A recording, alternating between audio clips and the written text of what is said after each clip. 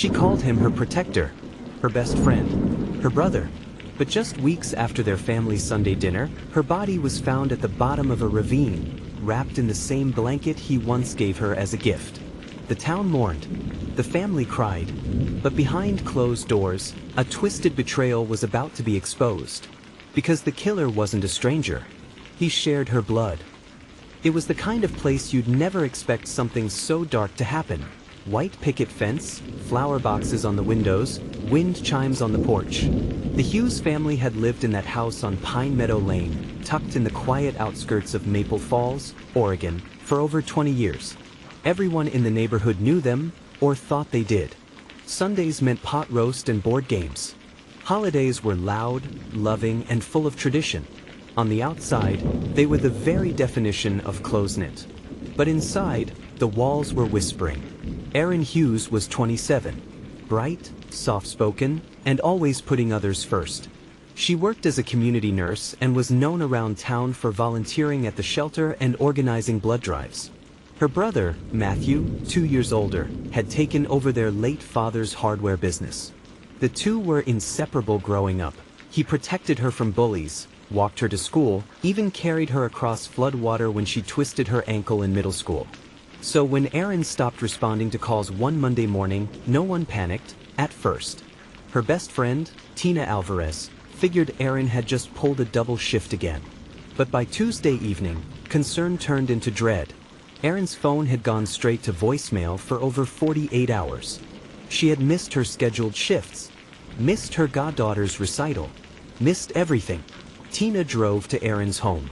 The porch light was on, but the car was gone. Mail piled at the doorstep. Inside, everything looked normal, too normal. A coffee cup in the sink, her reading glasses on the couch, and her favorite scarf still hanging on the coat rack. The only strange thing was the smell. Faint, earthy, and cold. Like wet soil. She called the police.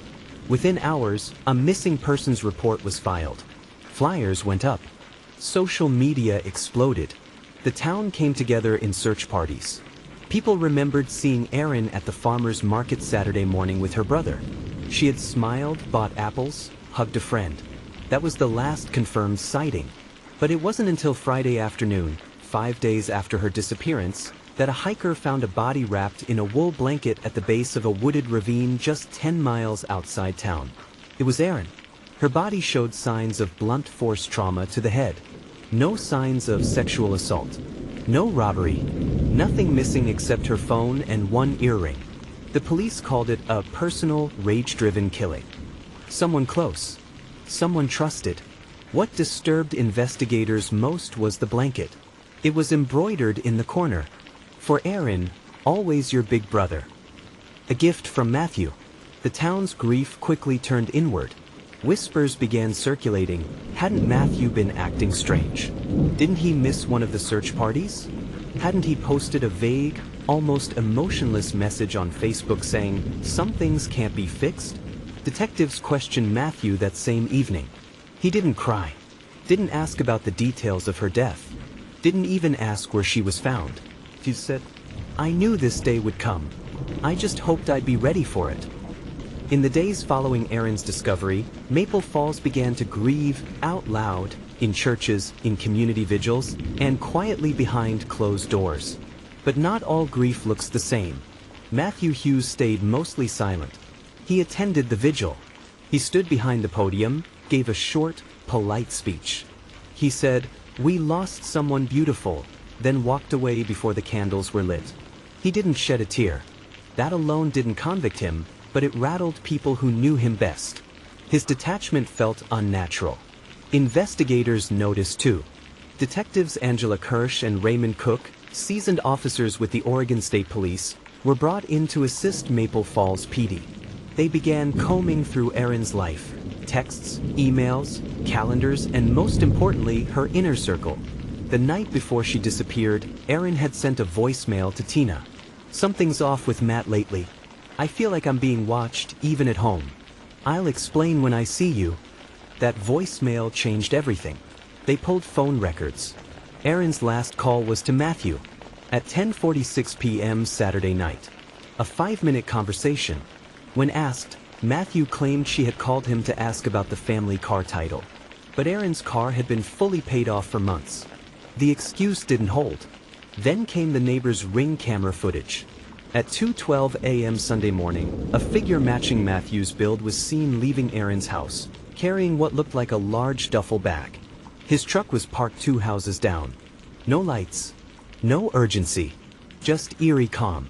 A search warrant for Matthew's house was issued. Inside his garage, behind old paint cans, officers found traces of blood on a tarp, later confirmed to be Erin's. In the basement, tucked behind an old tool chest, they discovered something else, a burnt journal. Only a few pages remained, but what they said chilled the room. She said she's telling Mom. Said I need help. She won't ruin me. She won't. Investigators now had a timeline. Motive. Forensic evidence. But they still didn't have the whole picture. The family had buried their father, Thomas Hughes, just 11 months earlier. A massive stroke took him quickly, but behind the scenes, the will had sparked quiet chaos. Erin had been named executor and inheritor of the house and a life insurance policy worth over $280,000. Matthew, it turned out, was never told, until he found out by accident, through an email on Erin's open laptop.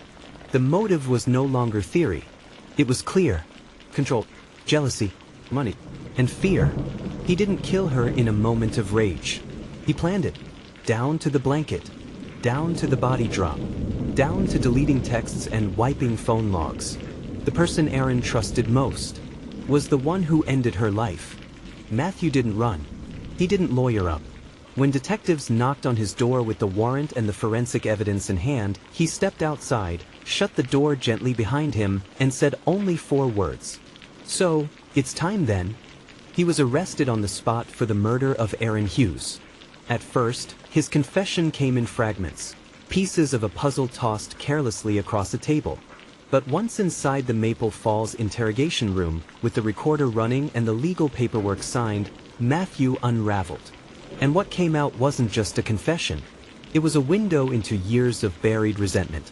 She was always the favorite, he said, eyes sunken and voice hollow. Dad gave her the house. Mom left her the insurance. I was just extra. Forgotten. Detective Kirsch leaned in. That made you angry? Angry? Matthew chuckled bitterly. I practically raised her. And then she says I need help? That I'm not stable? That I don't deserve anything? She was going to cut me out completely. That wasn't true. Erin's emails to her lawyer, discovered days later, revealed that she had already planned to gift Matthew a portion of the inheritance, a generous one. But she never got the chance to tell him. In the recorded interview, Matthew described the night in cold, precise detail. He came over under the pretense of talking about their father's will. They had tea, watched a movie. Erin fell asleep on the couch. He stood over her for 20 minutes. He didn't scream. He didn't argue. He simply picked up the fireplace poker and struck. 3 times. The blanket? An old one she kept on the couch. The body? Carried out through the back door while the neighborhood slept. The ravine was a place he used to hike as a teenager. I thought maybe she'd understand. In some other version of the world, he whispered. But she didn't. And now she never will. The public reaction to his confession was volcanic. Outrage, heartbreak, disbelief. People who had grown up with Matthew couldn't fathom it. Erin's friends wept openly at the vigil turned protest. Her former patients wrote online tributes calling her a light in every dark room. The trial would come next, but the damage was done. The betrayal was personal. The killer had been in every family photo. Shared birthday candles. Walked her down the aisle at her college graduation. And now, he'd be remembered as the one who ended it all. The courthouse in downtown Eugene, Oregon, had never seen such a crowd. The state of Oregon versus Matthew Hughes began 6 months after Erin's murder. By then, her story had become regional news, her photo on candles, church walls, and community petitions. Outside the courtroom, protest signs clashed with prayer vigils. Inside, it was a quiet war of facts, psychology, and pain. The prosecution came in hard. They laid out a clear, devastating timeline.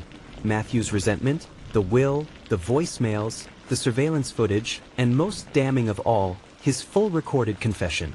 Erin's former co-workers were called to the stand. So were her friends, neighbors, and even the bank representative who confirmed the insurance beneficiary change. But the defense had a strategy too. They didn't deny the killing. Instead, they argued that Matthew's mental state had fractured long before the crime.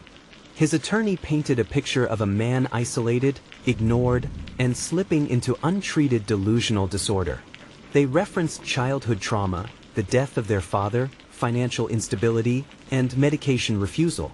They claimed he acted in a psychotic break, not with malice. And then came the hardest moment of all. Erin and Matthew's mother, Erin Hughes, was called to testify. The courtroom held its breath as she stepped up, trembling, clutching Erin's bracelet in her hand. She looked at Matthew, not with rage, but devastation.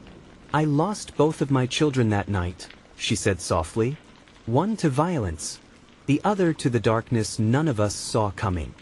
Some jurors wept. So did the bailiff. But the law deals in justice, not grief.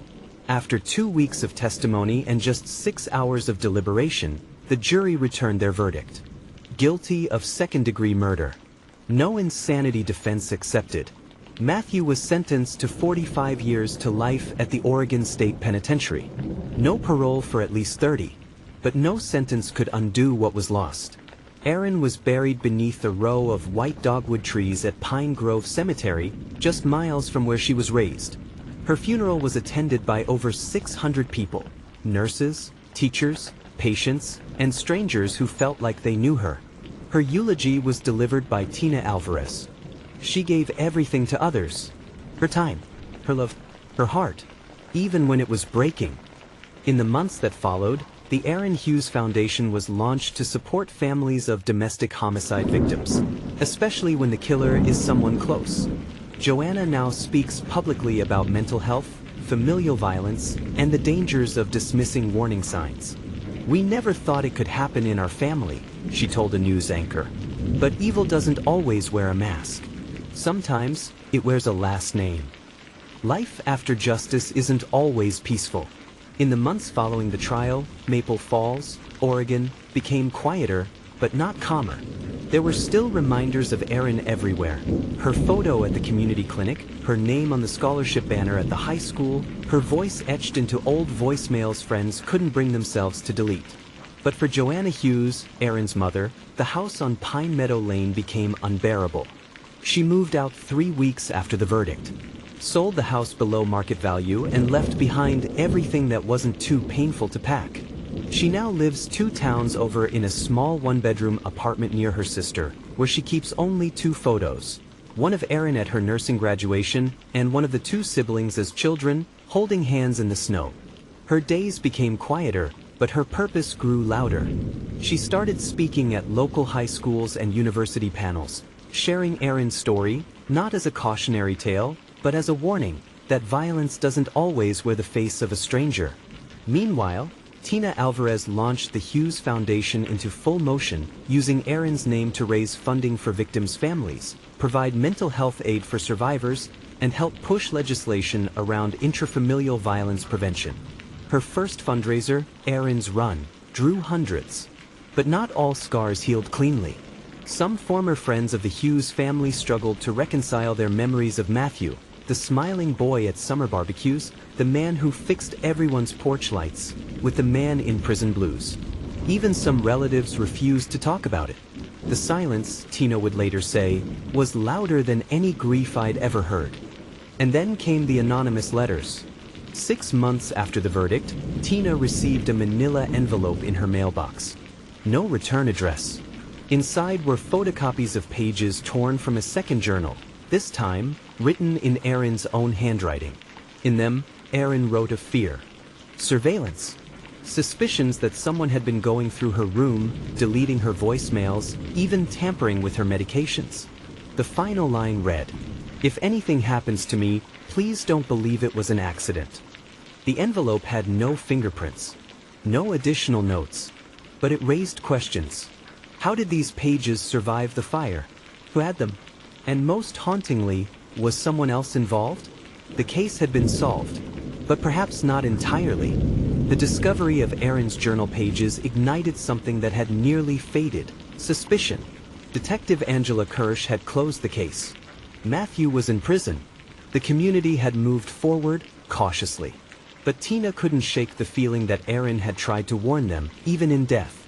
She handed the letter over to police, but the analysis turned up nothing definitive: no fingerprints, no identifiable handwriting on the envelope, no surveillance of the mailbox. Just Erin's unmistakable script and chilling words from beyond the grave. Please don't believe it was an accident. It made Tina question everything. Had someone been watching her? Why deliver the pages now, and not before the trial? Had someone else been involved in Erin's psychological unraveling, if not her murder? Digging deeper, Tina discovered something odd in Erin's emails. An unsent draft addressed to a CJ, no contact in her phone matched. The draft hinted at someone Erin had confided in about Matthew's mental instability and fear that he was being manipulated by someone else. A second accomplice? A friend fueling the paranoia? A missing piece?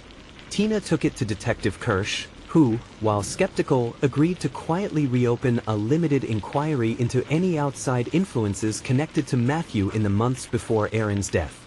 They started with his phone logs. There, hidden among dozens of calls, was a repeat number registered under a burner account. The calls spiked in the weeks leading up to Erin's murder. Kirsch traced it to a man named Caleb Jensen, a former employee at the Hughes family hardware store. Fired 2 years earlier for theft. Known to be volatile. Once had a restraining order filed against him by Erin. It had been expunged. Tina's stomach dropped. Interviews with other store employees revealed that Caleb had blamed Erin for his firing. He once called her a stuck-up parasite and was overheard saying she'd get hers one day. But the scariest detail?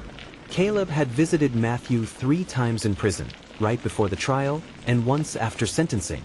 Authorities issued a warrant for Caleb's electronics.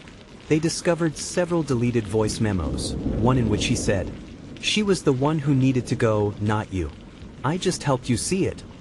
He hadn't killed Erin, but he may have pushed Matthew toward the edge, manipulating his grief, feeding his delusions, and fanning the flames of sibling resentment. Matthew never acted alone, not emotionally. On November 12th, Caleb Jensen was arrested on charges of accessory to murder, criminal coercion, and obstruction of justice. The truth had finally surfaced. Erin's story didn't just reveal a family torn by violence, but a web of silent influences, of missed warnings and unseen threats. It was never just Matthew.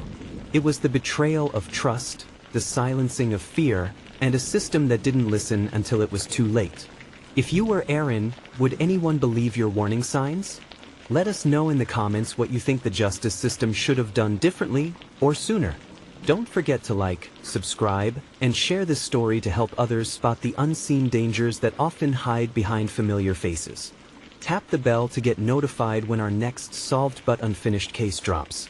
Because sometimes, the verdict isn't the end of the story.